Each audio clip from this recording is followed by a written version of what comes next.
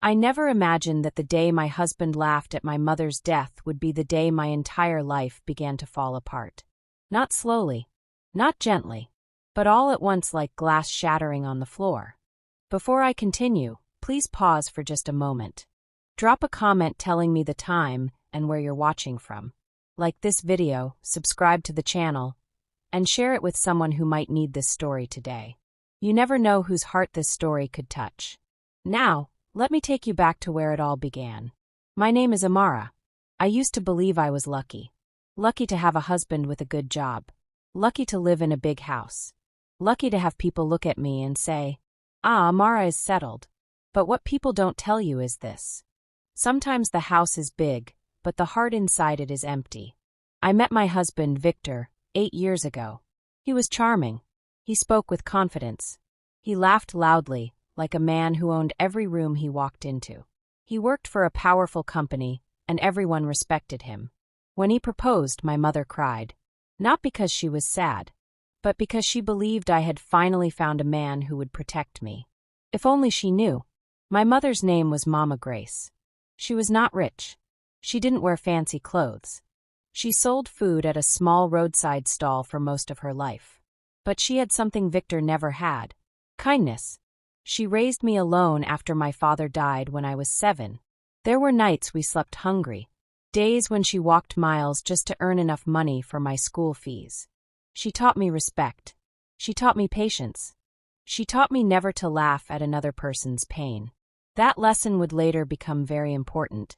From the very beginning, Victor never liked my mother. He never said it openly at first. But I noticed the signs. The way he sighed when she came to visit. The way he checked his phone while she spoke. The way he corrected her grammar in public. Once after she left, he said, "Your mother is too local." I laughed nervously and said, "That's just how she is." But inside, something hurt. After we got married, things changed. Victor changed. He started reminding me where he worked, how much money he earned, how important his position was. Whenever my mother came around, he made sure she felt small. If she brought food, he complained it wasn't hygienic. If she prayed for us, he mocked her faith. If she spoke, he interrupted her. I defended him to myself. He's just stressed. He didn't mean it that way. He'll change. But cruelty doesn't change. It only grows. 2 years ago, my mother fell sick. At first, it was small. She complained of body pain. Then headaches. Then she started losing weight. I begged Victor to help me take her to a good hospital. He looked at me and said, "Why waste money on an old woman who is already halfway gone?" I froze. I thought I misheard him. "What did you say?" I asked. He shrugged. "Let's be realistic, Amara. People die. That's life." I felt something crack inside my chest. But still, I stayed. My mother's condition got worse. I visited her every weekend. I fed her. I bathed her. I prayed beside her bed. One night, she held my hand and whispered, "Amara, if anything happens to me, be strong." I laughed and told her not to talk like that. She smiled softly. Mothers always know. The call came on a Tuesday morning. I was in the kitchen making breakfast for Victor. My phone rang. It was my aunt. Her voice was shaking. "Amara, Mama Grace is gone." The world stopped. The spoon fell from my hand. My legs gave way. I screamed. I screamed like a child who had lost everything. Victor rushed into the kitchen. "What's wrong?" he asked. I looked up at him through tears and said, "My mother, she's dead." He stood there, silent. Then he laughed. Not a nervous laugh. Not an awkward laugh. A real laugh. He shook his head and said, "So, is that why you're shouting like this?" I stared at him. My ears were ringing. "You're joking, right?" I whispered. He smirked. "She was old and sick. What did you expect? Immortality." That was the moment I realized something terrifying. I was married to a man with no heart. At the funeral, Victor embarrassed me. He complained about the heat. He complained about the crowd. He complained about the food.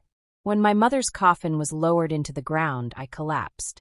I felt hands hold me. Victor wasn't one of them. Later that night, at home, he said something I will never forget. "At least now you won't have to waste money visiting villages anymore." That sentence burned itself into my soul. Weeks passed. I walked around like a shadow. Victor returned to his normal life. Meetings. Phone calls. Laughter. One evening, he came home drunk. He sat on the couch and started talking. "You know," he said, "your mother's death actually reduced stress for me." I said nothing. Then he laughed again. That same laugh.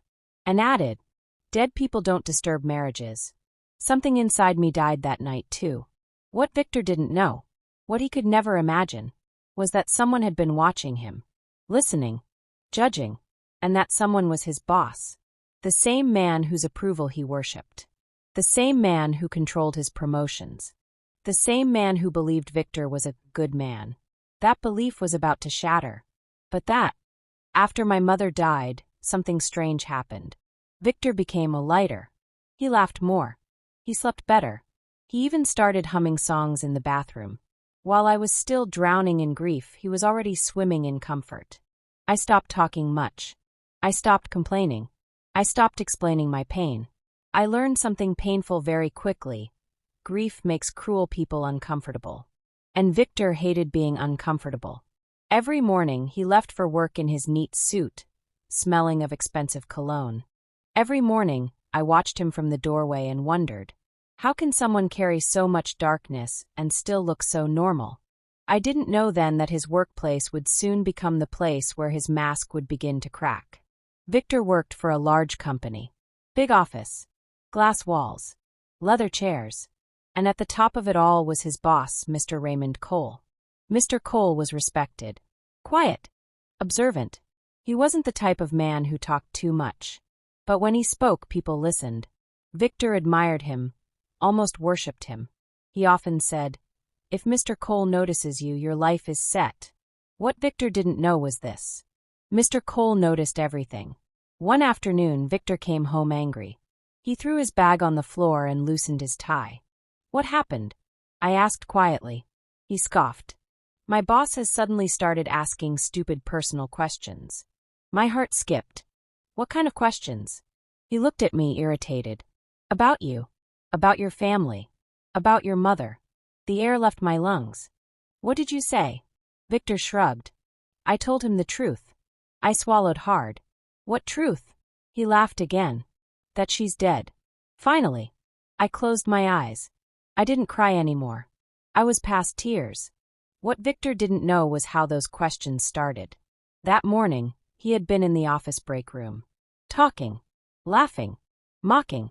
There were 3 people in the room that day. Victor, 2 colleagues, and someone standing quietly by the coffee machine. Victor didn't notice him. Or maybe he didn't care. One of his colleagues casually asked, "Victor, I heard your mother-in-law passed away recently." "Sorry about that." Victor rolled his eyes. "Sorry," he said. "For what?" "She was a burden." The room went quiet. But Victor didn't stop. She was always sick, always needing help. Honestly, her death was a relief. One colleague shifted uncomfortably. Another tried to change the topic. But Victor kept going. Some people are just born to suffer and die. It's nature's way of cleaning up. Then he laughed. That laugh again. The laugh that had no shame. Behind him, Mr. Cole stopped stirring his coffee. He didn't say a word. He didn't react. He just listened. Mr. Cole had lost his own mother years ago. She raised him alone, worked 2 jobs, died quietly without complaining. He loved her deeply. And now, standing in that break room, he was listening to a man mock a mother's death like it was a joke. A line was crossed. Later that day, Mr. Cole called Victor into his office. Victor walked in confidently. He smiled.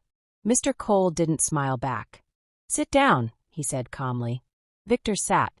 Mr. Cole folded his hands and looked straight into Victor's eyes. "I heard something today," he said. Victor laughed nervously. "Oh, office gossip again." Mr. Cole's voice stayed steady. "You said your mother-in-law's death was a relief." Victor shrugged. "I was just being honest." Mr. Cole leaned back slowly. "Honest or heartless?" The word hit Victor like a slap. At home that evening, Victor complained. "My boss is acting strange," he said. He looked at me like I was some kind of monster. I said nothing. Inside me something stirred. Hope. The next few days were tense. Victor stopped getting invited to lunch meetings. Emails went unanswered. Conversations stopped when he walked into rooms. He noticed, and it scared him. One night he asked me, "Did you tell anyone anything about our private life?" I looked at him calmly. "No." He stared at me for a long moment, then said, "Good. Because my reputation matters." I almost laughed. One afternoon Mr. Cole called me. "Yes. Me." I stared at the phone in disbelief. "How did he get my number?" I answered with shaking hands. "Hello, Amara," he said gently. "This is Raymond Cole." I couldn't speak. "I hope I'm not disturbing you," he continued. "I just wanted to say, I'm sorry about your mother." No one from Victor's office had said that to me before. "Thank you," I whispered. There was a pause. Then he said something that made my heart race. "May I ask you something about Victor?" I felt the ground shift beneath me. That call would change everything. But I didn't know how far the consequences would go. Because Mr. Cole wasn't just listening anymore. He was watching. And Victor was about to say something at work that would destroy the image he spent years building. When Mr. Cole asked if he could speak to me about Victor, my heart began to beat fast.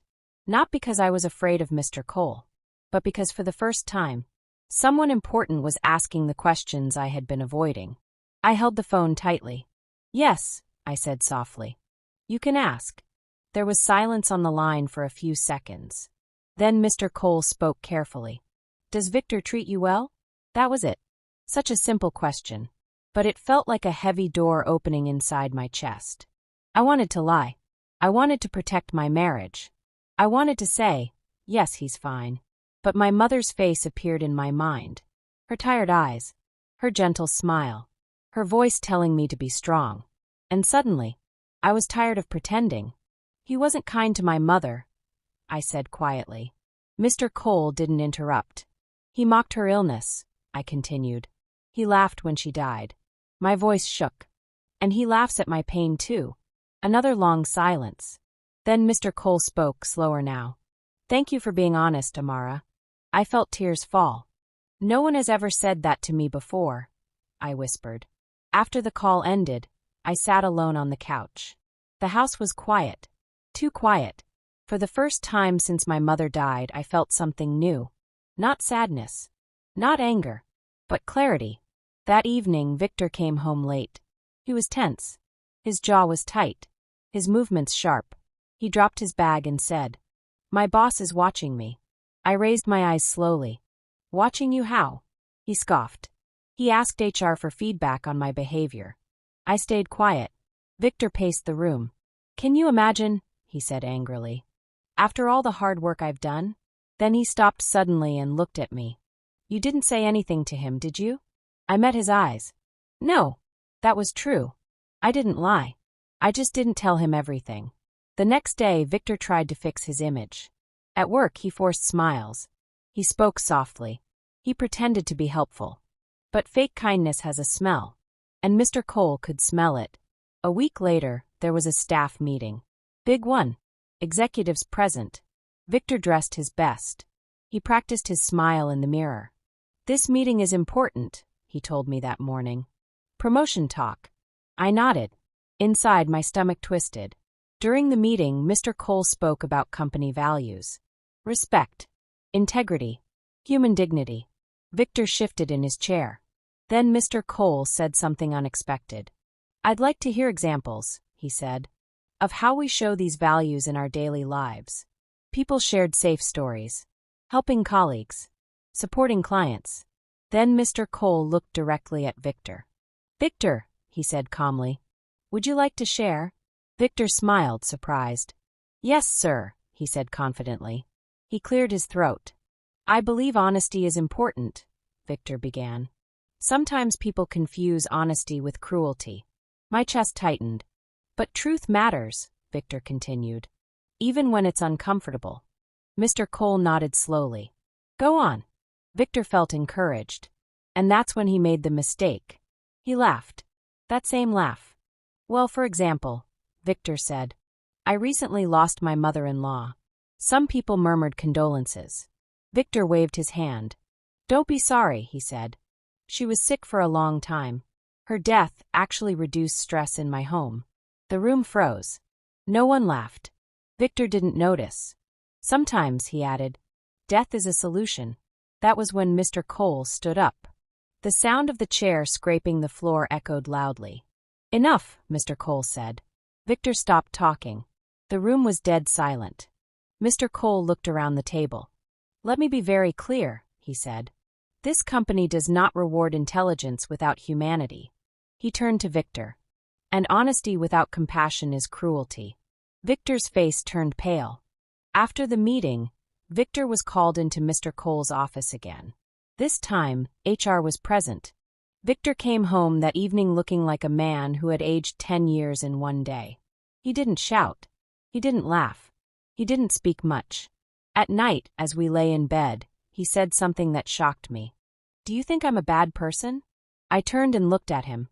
For the first time, he looked afraid. I didn't answer, because the truth was heavier than words. The next morning, Victor received an email. Subject line: mandatory review. His hands trembled as he read it. "What does this mean?" he asked me. I looked at the screen, and then at him. "It means," I said softly, "someone finally heard the laugh you thought didn't matter." But what Victor didn't know was this. Mr. Cole had made a decision, not just about Victor's job, but about justice. And that decision would bring Victor face to face with consequences he never imagined. The word review changed Victor overnight. It sat on his shoulders like a heavy stone. He woke up earlier than usual. He barely ate. He checked his phone every few minutes, waiting for emails that made his hands shake. For the first time since I met him, Victor was afraid. And fear doesn't sit well with people who are used to control. The review process began quietly. Too quietly. HR sent emails, scheduled meetings, asked questions. Questions Victor had never been asked before. About his behavior, about how he spoke to others, about the way he handled sensitive situations. And slowly, his past started catching up with him. One evening, Victor slammed the door as he came in. "They're asking people about me," he said angrily. "Old things. Small jokes. Nothing serious." I stood by the sink, listening. "They even asked about you," he added. My heart skipped. "What about me?" He hesitated. "They asked if I bring my personal issues to work." I turned slowly. "And what did you say?" Victor rubbed his face. I said no, but he couldn't look at me. The truth was, HR wasn't only talking to his colleagues. They were talking to me again. Mr. Cole called me for a second time. This time, he didn't speak as a boss. He spoke as a human being. "Amara," he said gently, "I need to ask you something difficult." I closed my eyes. "Has Victor ever humiliated you because of your background, or your family?" My throat tightened. I thought of my mother. Her accent. Her worn-out slippers. Victor's mocking smile. "Yes," I whispered. There was silence. Then Mr. Cole sighed. "I suspected as much." After that call, something strange happened. I slept better. Not because my pain was gone, but because it was finally seen. At work, Victor's world was shrinking. He was removed from key projects. His authority was questioned. People spoke carefully around him. Respect had turned into distance, and distance into judgment. One night he exploded. "This is your fault," he shouted. I was sitting quietly folding clothes. "My fault how?" I asked calmly. He pointed at me. "Ever since your mother died, everything started going wrong." I stood up slowly. "Don't you dare," I said. He laughed bitterly. "You brought bad luck into my life," he said.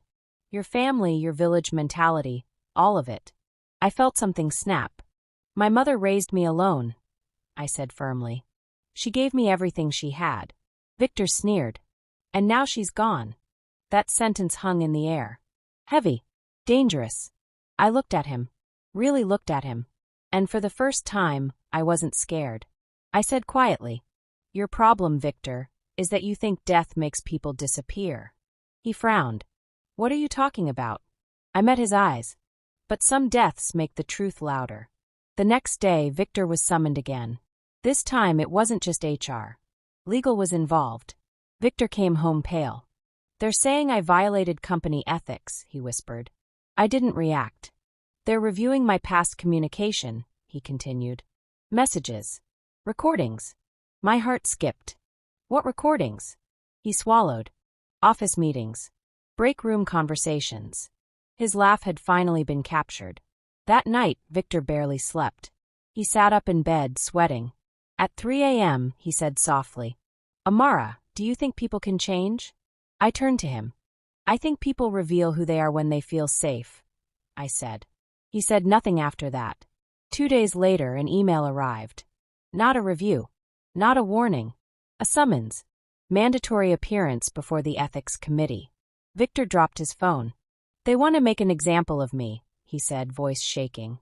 I watched him. The man who once mocked death was now terrified of consequences. But the real shock was still coming. Because Mr. Cole had one final piece of information Victor didn't know about. Something from the past. Something Victor thought was buried forever. Victor left early the morning of the ethics committee meeting. Too early. The sun was barely up, yet he was already dressed, pacing around the house like a trapped animal. He checked his reflection again and again, straightened his tie, wiped imaginary dust from his shoes, practiced calm breathing. But nothing could hide the fear in his eyes. As he reached for the door, he stopped. Amara, he said softly. I looked up. If anything happens today. He paused. Just remember I did everything for us. I said nothing. Because deep inside, I knew something Victor didn't. People who do everything for power always say they did it for love. When the door closed behind him, the house felt different. Lighter. Quieter. Like it was waiting for the truth to arrive. At the office, Victor walked into the conference room. Long table. Cold lights. Serious faces. Mr. Cole sat at the head. HR was there. Legal was there. And one extra chair. Empty. Victor noticed it. What's that chair for? He asked nervously. Mr. Cole looked at him calmly. For someone who knows you very well. Victor laughed weakly. I think there's been a misunderstanding. Mr. Cole raised his hand. Let's begin, he said. They started with the obvious. Recorded comments. Witness statements. Emails. Victor tried to explain. It was humor. I was misunderstood. I didn't mean harm. Mr. Cole listened. Then he slid a folder across the table. This, he said, is not a misunderstanding. Victor opened it. His face drained of color. Inside were documents. Old ones. Years ago, before Victor met me. He had worked at another company. Smaller. Less powerful. There had been a complaint. A woman. An older woman. A cleaner. She had accused Victor of humiliating her repeatedly. Mocking her accent. Laughing at her illness. Calling her useless. The case had been quietly settled. Money exchanged. Silence bought. Victor had moved on. Or so he thought. Why are you bringing this up now? Victor snapped. Mr. Cole's voice stayed calm. Because patterns matter. Victor clenched his fists. That was nothing. Mr. Cole leaned forward. That woman later died, he said quietly. Victor froze. She died believing she deserved the way she was treated. The room went silent. Mr. Cole continued. When I heard how you spoke about your mother-in-law, I recognized the tone. Victor laughed nervously. You're comparing two different things. Mr. Cole shook his head. No. I'm seeing the same cruelty, wearing different faces. Back home, I felt uneasy all day. My chest felt tight, like something big was happening without me. By evening, Victor returned. But he didn't walk in. He stumbled. His tie was gone. His face pale. His eyes empty. They know, he whispered. I stood slowly. They know everything. He sat on the floor. The floor. Victor had never sat on the floor before. I thought it was over, he said. I thought no one remembered. I crossed my arms. You remembered, I said. You just didn't care. He looked up at me. For the first time, there was no arrogance. Only fear. They suspended me, he said. For now. I nodded. They're reviewing my position, my leadership, my character. His voice broke. My character, Amara. I almost smiled. Later that night, Victor spoke again. They asked about your mother. My heart skipped. What about her? He swallowed. They asked if I ever mocked her, abused her, emotionally. I looked at him steadily. And? He lowered his head. I said yes. Silence filled the room. Why? I asked. He whispered. Because they already knew. That night, I dreamed of my mother. She was standing in light, smiling, peaceful, and for the first time since her death, I woke up without pain. The next morning, Mr. Cole sent me a message. Just one line. Justice moves slowly, Amara. But it never forgets. I stared at my phone. Something inside me shifted. Victor's suspension became public. Whispers started. Neighbors noticed. Friends avoided him. The man who once mocked weakness was now drowning in it. But the hardest blow was yet to come. Because the ethics committee had one final decision to make. Not about punishment, but about removal. And Victor was about to learn that losing respect hurts far more than losing money. The waiting was the worst part. Not knowing. Not hearing. Just silence. Days passed after Victor's suspension, and the house felt like a place holding its breath. Victor stayed home. All day. Every day. The man who once rushed out proudly in the mornings now sat on the couch, staring at the wall. No phone calls. No meetings. No laughter. Just the sound of his own thoughts catching up with him. At first, he pretended it was temporary. They'll call me back, he said one afternoon. I'm too valuable. I didn't argue. Because deep down he already knew. Bills started coming in. The same bills he used to pay without looking twice. Electricity. Internet. Car. He stared at them longer now. The power had shifted. One night Victor spoke quietly. Amara, do you think your mother hated me? The question surprised me. I thought carefully. She didn't hate you, I said. She just wished you were kinder. He nodded slowly. For the first time, his silence felt like regret. But regret doesn't erase damage. A week later, the email arrived. Subject line, final decision. Victor's hands shook as he opened it.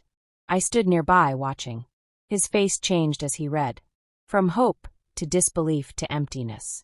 It's over, he said. My heart beat faster. What's over? My job. He read it aloud, his voice breaking. Effective immediately, Victor Mensa is relieved of his duties due to repeated violations of ethical conduct, lack of empathy, and behavior inconsistent with company values. He stopped. There was more. Recommendation. Termination without severance. The words hung heavy in the air. Victor dropped the phone. The man who once believed he was untouchable had just lost everything. He laughed softly. Not his cruel laugh. A broken one. They took everything, he whispered. I looked at him. No, I said calmly. You gave it away. News travels fast. Faster than truth. Faster than healing. Within days, people knew. Friends stopped calling. Colleagues unfollowed him online. Invitations disappeared.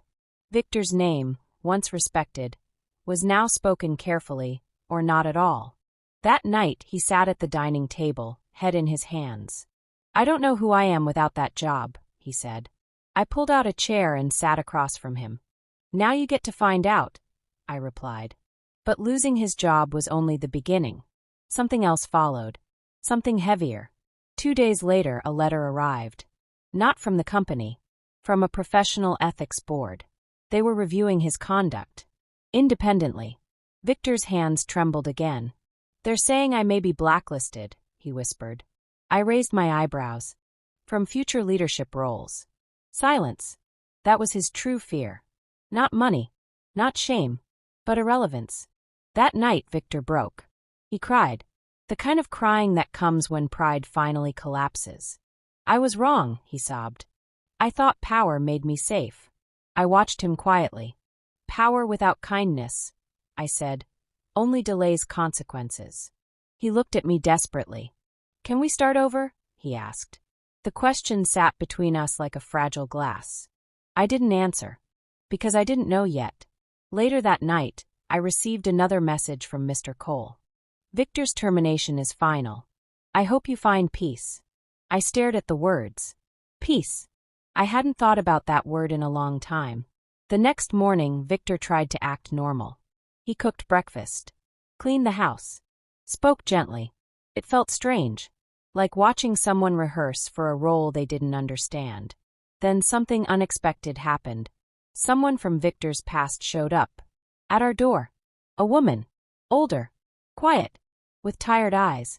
When she spoke her name, my heart stopped. She was the cleaner. The woman from the old complaint. And she had come for one reason. When I opened the door and saw the woman standing there, I felt a chill run through my body. She was shorter than I expected. Her back slightly bent. Her hands rough, like someone who had worked too hard for too long. Her eyes met mine.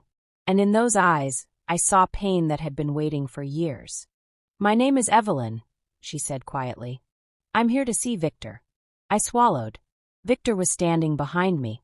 The moment he saw her, his face changed. Not anger. Not pride. Fear. Pure fear. "Why are you here?" Victor asked sharply. Evelyn didn't raise her voice. "I heard you lost your job," she said calmly. Silence. I also heard why. Victor clenched his jaw. "I don't owe you anything," he snapped. She nodded slowly. "I didn't come for money." That sentence hit him harder than anger would have. I stepped aside and let her in. She walked into the living room like someone entering a memory they never wanted to revisit. She sat slowly on the edge of the couch. Victor remained standing, like a child caught stealing. "I thought about coming here many times," Evelyn said. "But I was afraid." Victor scoffed. "Afraid of what?" She looked up at him. "That you would laugh." The room went quiet. "I worked at that company for 11 years, she continued. "I cleaned offices, toilets, trash." Victor said nothing. "You mocked me when I was sick," she said. "You called me useless. Old." She paused. "I believed you." Her voice cracked. I felt my chest tighten. Victor shifted uncomfortably. "That was a long time ago," he muttered. Evelyn nodded again. "Yes," she said. "But the pain stayed." She looked at me then. "I lost my husband shortly after that," she said softly. "And when I fell sick, I remembered his laughter." Victor flinched. "Your laughter?" Victor finally sat down. His shoulders slumped. "I didn't know," he said quietly. Evelyn smiled sadly. "You never asked." She reached into her bag and pulled out a folded piece of paper. "I wrote this years ago," she said. She handed it to Victor. He opened it slowly. It was a letter, written in shaky handwriting. "I never sent it," Evelyn said. "But I want you to read it now." Victor's eyes moved across the page. His breathing changed. Tears filled his eyes. The letter was simple. It said, "You laughed at me when I was already broken. I went home that day and wondered if dying would be easier than living. I survived. But I never forgot." Victor's hands shook. "I'm sorry," he whispered. Evelyn looked at him carefully. "I didn't come for your apology," she said. He looked up, confused. "Then why?" She took a deep breath.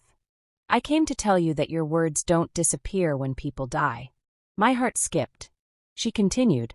"My sister heard how you spoke about your mother-in-law." Victor froze. "She sent me the video," Evelyn said. "Video? What video?" he asked. I looked at him sharply. "What video?" I repeated. Evelyn turned to me. "There was a recording," she said gently. "From the staff meeting." My stomach dropped. "The company didn't release it publicly," she added. "But someone leaked it." Victor's face turned pale. "They will destroy me," he whispered. Evelyn shook her head. "No," she said. "They will finally see you." She stood up slowly. "I forgave you a long time ago," she said. Victor looked at her in disbelief. "You did?" She nodded. "For my own peace." She walked toward the door, then stopped. "And I hope," she added quietly, "you learn to forgive the dead before they become the ones who judge you." She left. The door closed softly behind her. Victor collapsed onto the couch. He buried his face in his hands. "I didn't know words could follow you like this," he cried. I stood there, shaking. Neither did I. That night, Victor didn't sleep. Neither did I. Because something else was coming. Something public. Something irreversible. The next morning, my phone buzzed. A message from a friend. Amara, is this your husband? There was a link.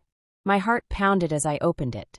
The video had surfaced online, and the world was about to hear the laugh that destroyed everything. The video was only 3 minutes long. 3 minutes. That was all it took to erase the image Victor spent years building. I sat on the edge of the bed, my phone shaking in my hands as the video loaded. There he was, my husband, standing confidently in the meeting room, smiling, laughing, saying the words that still echoed in my head. Sometimes death is a solution. I closed my eyes, but it was too late. The world had heard it now. Within hours, the video was everywhere.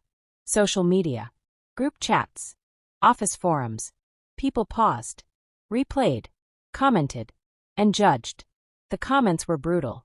How can someone speak like this? My mother died last year. This hurts. Power doesn't make you human.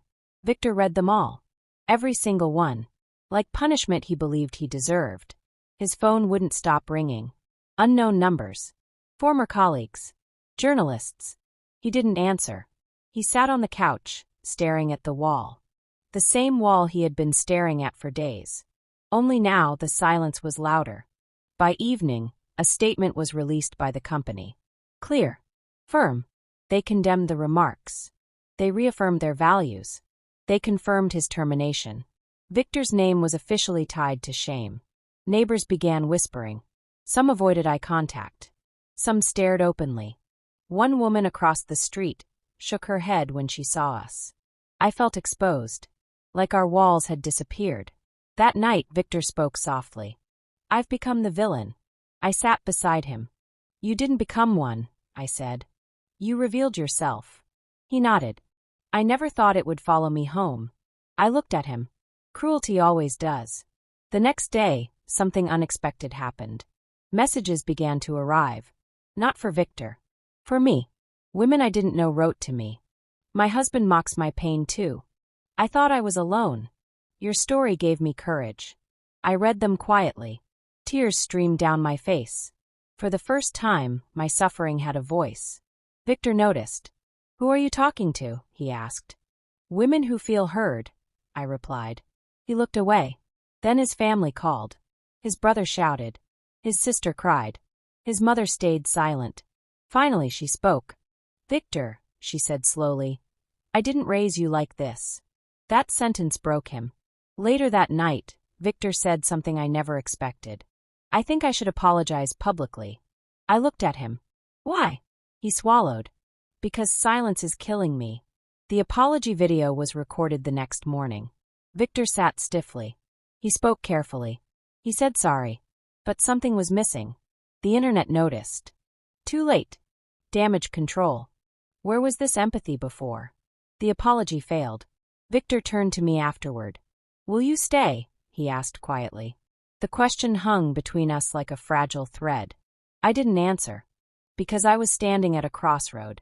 That night I visited my mother's grave. I sat on the ground and spoke aloud. They heard him, Mama, I whispered. The world heard. The wind blew softly. And for the first time I felt peace. But when I returned home, something waited for me. A letter. No sender. Inside were printed screenshots. Messages Victor had sent in the past. Mocking messages. Cruel jokes. Shared with others. My name mentioned. My mother mentioned. My hands trembled. There was more I didn't know. I sat at the dining table long after Victor went to bed. The house was dark. Only the small kitchen light was on, casting shadows on the walls. In front of me lay the printed screenshots. Message after message. Timestamps from years ago. Victor's words. Cruel words. Words I had never seen before. She's too emotional. Her village mentality embarrasses me. Her mother is already halfway gone anyway. My hands shook. I read them slowly. Again. And again. Each sentence felt like a slap I had been pretending didn't hurt. One message made my chest tighten. She cries too much about her mother. Death should be practical. I closed my eyes. This wasn't just one bad moment. This wasn't stress. This was who he had been all along. I realized something painful. The video didn't destroy my marriage. It revealed it. That night I didn't sleep. I thought about my mother. how she endured quietly, how she never complained, how she still smiled. And I asked myself the hardest question of my life. If I stay, what am I teaching myself to accept? In the morning, Victor woke up different. Quieter. Careful. He noticed the papers on the table. "What's that?" he asked. I looked at him. "You tell me," I said. He picked them up. His face changed as he read. "Who gave you these?" he whispered. "Does it matter?" I replied. He sat down slowly. "I was stupid," he said. "I was showing off." "Showing off cruelty?" I asked. He looked away. "Do you love me?" he asked suddenly. The question caught me off guard. I thought carefully. "I loved who I thought you were," I said. His shoulders slumped. "And now?" he asked. I took a deep breath. "Now I need to love myself more." Victor's voice shook. "I lost everything," he said. "My job, my respect, my future." I nodded. "And I lost my mother," I replied. "And my dignity piece by piece." Silence filled the room. "I can change," he said. "I swear." I looked at him gently. "Change is not a promise," I said. "It's a pattern." He didn't argue. Because for once, he had no defense. Later that day, I packed a small bag. Not everything. Just enough. Victor watched me quietly. "Where are you going?" he asked. "To breathe," I replied. He nodded slowly. "I deserve this," he said. I paused at the door. "This isn't a punishment," I said. "It's a boundary." As I stepped outside, the sun felt different on my skin. Lighter. Warmer. I felt something I hadn't felt in a long time. Freedom. That evening, Mr. Cole sent me one last message.